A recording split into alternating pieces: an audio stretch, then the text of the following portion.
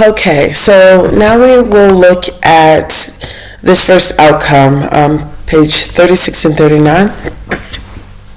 It says to construct a scientific explanation based on evidence from rock layers for how geologic timescales used to build a timeline and organize Earth's history, define index fossils, and recognize them.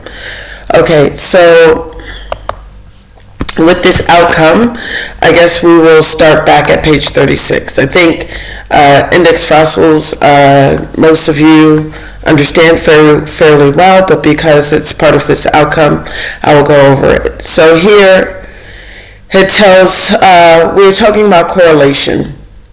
Correlation is the ability to match rocks in different places. So for example, if we find a fossil of a trilobite, let's say, in the UAE, and then we find a fossil of a trilobite in Italy, then we know those rock layers will be the same age.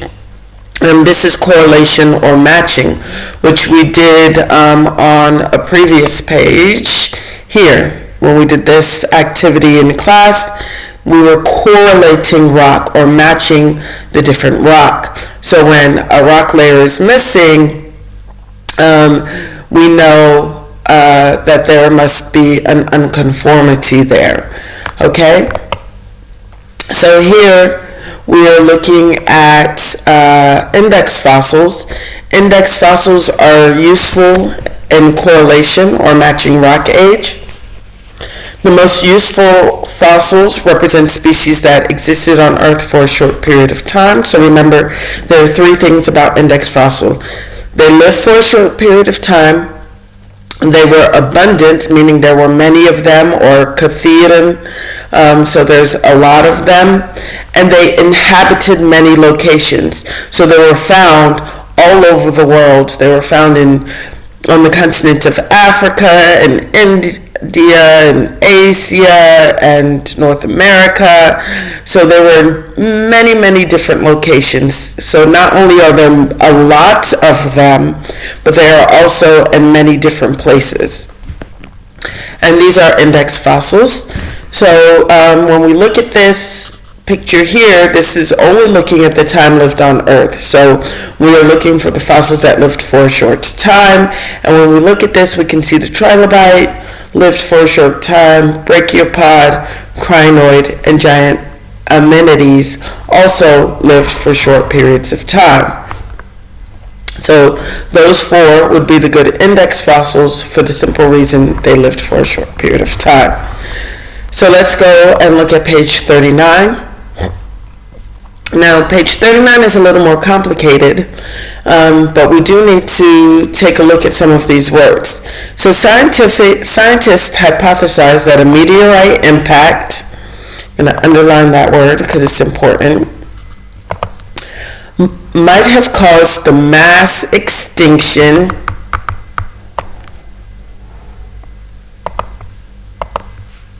that occurred when dinosaurs became extinct. So I have had a couple people message me and ask me, well, what is mass extinction?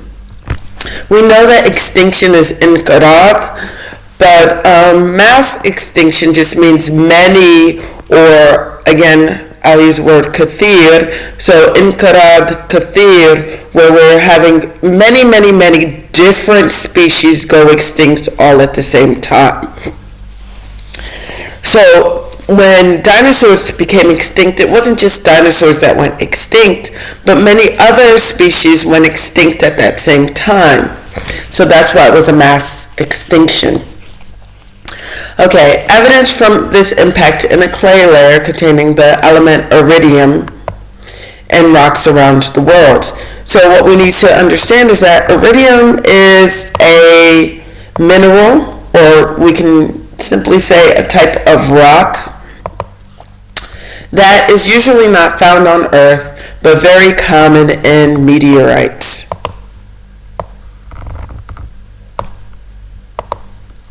So this is, I've gone through the question to highlight what's important. We know that meteorites caused a mass extinction. This mass extinction is when the dinosaurs became extinct, and scientists believe this because the element iridium is found in rocks. So I'm going to go to the whiteboard and test my drawing skills. So let's say here are some dinosaurs. Let's draw a couple dinosaurs. I know, my drawings are terrible here. Let me give these dinosaurs some arms so we know that they're not giraffes. So here's some dinosaurs, and then rocks come from space and hit those dinosaurs, crash into those dinosaurs, killing those dinosaurs, okay? So these dinosaurs die, and then we start to get buried under some rock layers. Maybe change the color. So those dinosaurs get buried under rock layers. How do I change the colors here?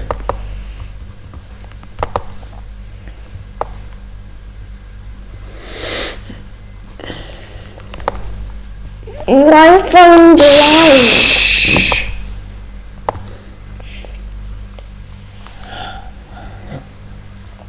So we will call this yellow layer the iridium layer.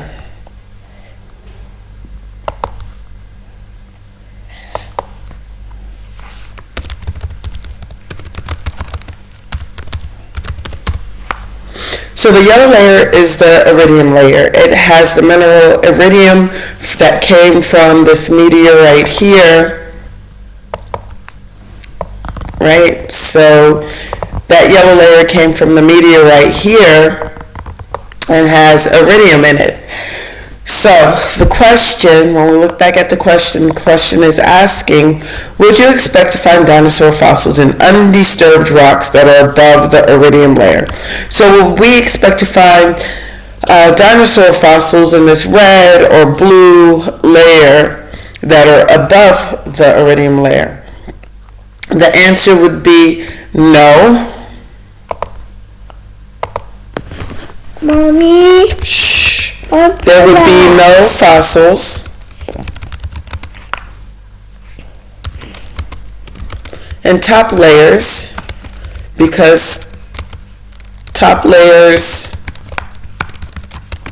are younger than the extinction event, to make it short.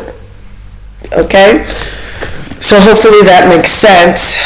And then the next question, I feel, is worded awkwardly, but how does the structure of a distinct layer that is used as a marker determine its function? We can actually look down here at key beds. So what it's getting at is that major events can leave a unique layer in the rock record. Because these types of layers are easy to recognize, they help geologists correlate rocks in different areas where rock layers are exposed.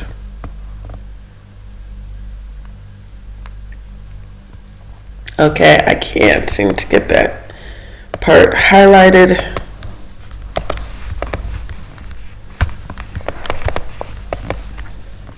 Let me try and get this back down to size. So here, because these types of rock layers are easily recognized, they help scientists to correlate and age the rock. That's what's important. So these unique layers, or as it tells us here, these key beds, allow us to easily correlate the rock formations in different geographic areas, also allowing us to determine their relative age fairly easily. Okay? So I hope that helps you understand question 30.